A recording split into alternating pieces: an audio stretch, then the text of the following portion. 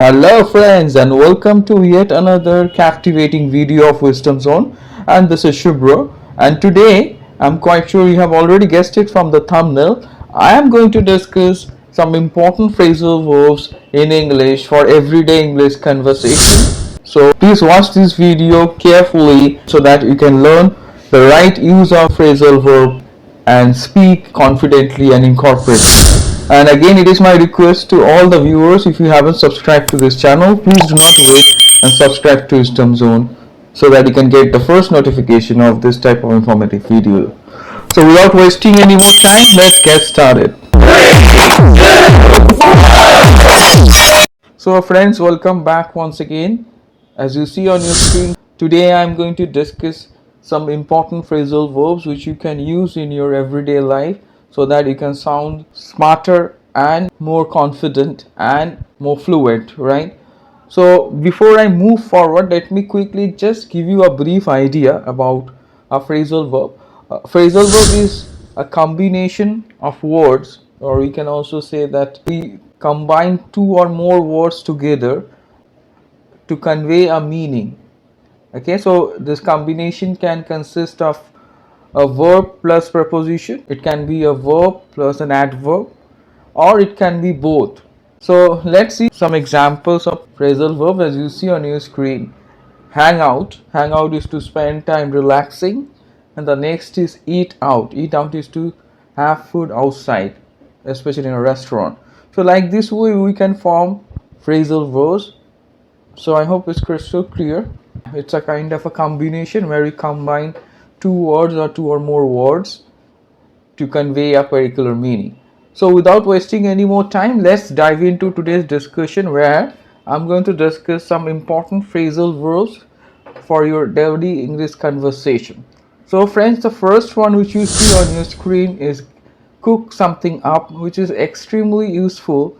So cook something up means to invent a story or a plan but that is not real in order to deceive someone, especially in order to fool someone. So let us see how to use this. As you see the example on your screen, Ben cooked up a story to defend his failure. So that means he made it up, he invented this story in order to just defend his failure. Maybe he failed, and just to defend it he just made up this story, that is to cook up. Okay, so I'm quite sure it's crystal clear, and you can change the tense as you know, as it's a phrasal verb. So up next, let's turn our attention towards the second useful phrasal verb which you can incorporate in everyday life. So that is turn up. Turn up here means to appear somewhere unexpectedly. When you go somewhere or appear somewhere unexpectedly, or people obviously they are not expecting you, that's called to turn up. So it can be used very smartly in our regular conversation. So let's see one sentence. Smith turned up at my house yesterday night. That means he suddenly arrived, suddenly came to my place because I was not expecting him, and suddenly he arrived. That is to turn up. I'm quite sure it's crystal clear, and obviously here I'm using the past form. So up next we will turn our attention towards the third one, the third phrasal verb for today. So play around means to behave in a silly and casual manner. When you're not serious, when you're acting in a very casual and in a silly manner, maybe you're slightly foolish also, that time this phrasal verb can be used, play around. Okay, so let's see how to use it in a sentence. You shouldn't play around with your own career. So I hope it's crystal clear. That means you should not be casual, you should not behave in a silly manner when it comes to your career. So that means you need to be serious. Understood? That's the meaning of this wonderful phrasal verb, and it is quite effective. Try to incorporate that in your everyday conversation. So up next, let's turn our attention towards the fourth useful phrasal verb for today, that is take in. Take in here means to trick someone, to deceive someone. That is called take in. Okay, take in here is to deceive or trick someone. So let's see how to use this phrasal verb. Kelly was completely taken in by her boyfriend. That means she was completely deceived. She was tricked by her boyfriend. So I'm quite sure it's quite clear now how to use this beautiful phrasal verb, and it is very effective, let me tell you. So let's turn our attention towards the fifth one which you see on your screen, that is let someone in. Let someone in means, let me explain the meaning. It means to allow someone or something to enter a place, maybe in your house or in your room. That is to let someone in, to allow someone or something. So let us see how to use it. I knocked on her door thrice, but still she didn't let me in. That means she didn't open the door perhaps and allowed me to enter, or enter her house, or enter her room. Okay, so that is called to let someone in. So here it is used in a negative sense. That means the person did not allow me to enter her house or room. So I'm quite sure it's clear now. So up next we are going to turn our attention towards the sixth one, which you see on your screen, that is take up. Take up, yeah, here means to occupy time or space. So let's see how to use it. Please don't take up any more time, I'm busy. So that means please do not occupy any more time, I'm busy. The person is saying that, not to waste or take his time because the person is busy. Okay, not to occupy his time anymore. Understood? So like this way you can use. Up next we will see the seventh one, which you see on your screen, that is hop out. Hop out is quite useful. It is slightly informal, but it is quite effective in your everyday English conversation. It means to get out quickly from a car or vehicle. Okay, so it means to get out quickly, especially from a vehicle or a car.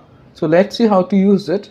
The police officer hopped out when he saw the culprit. That means he got out of his car perhaps, or quickly rushed towards that person in order to catch the culprit. Okay, up next let's see the eighth one for today, that is head off. Head off is a very useful one in everyday conversation. It means to start a journey or to leave a place. Okay, so let me show you one sentence. You are going to understand. I'm heading off at 2 p.m. So that's the meaning of this wonderful phrasal verb, is to start a journey or to leave. Okay, so you can also ask when you are heading off. So like this way you can use this phrasal verb head off, which is extremely useful. So up next we will turn our attention towards the ninth one, that is, so the ninth phrasal verb for today, which you see on your screen, is sit out. Sit out is quite useful. It means not to participate in a sporting event or a show. Understood? So not to participate in a sporting event or show. That means not to get involved in it, especially because of injury or maybe poor performance also. When someone is not participating in that particular sporting event or show, then we use the term sit out. So let's see how to use this beautiful phrasal verb. He sat out every match because of an injury. So that means because of an injury the person could not participate. He sat out every match. Understood? So that's the way you can use this beautiful phrasal verb. Up next we are going to turn our attention towards the last one, which is the 10th one, that is top out. Okay, top out is a very useful one. Here it means to reach the highest limit. Okay, to increase and reach the highest limit is called top out. So let's see how to use this beautiful phrasal verb. Petrol price has topped out. That means it has reached the highest limit. Understood? So that's the meaning of this beautiful phrasal verb, top out. So you can use it like this way. So that means to reach the highest limit. Okay, at the top, reach the top limit. Okay, so today we discussed so many important phrasal verbs. Today I discussed so many important phrasal verbs which are essential for your everyday English conversation. So try to go through the phrasal verbs and the sentences and practice and try to use them, incorporate them in your everyday life and conversation, and comment below. And I'm quite sure you found this video extremely helpful as usual. And obviously I would request you to, if you haven't subscribed to this channel, please do not wait and subscribe to Wisdom Zone immediately so that you can get the first notification of this type of informative video whenever it is published. So stay tuned for further informative videos. Do not forget to like, share, comment and subscribe to Wisdom Zone.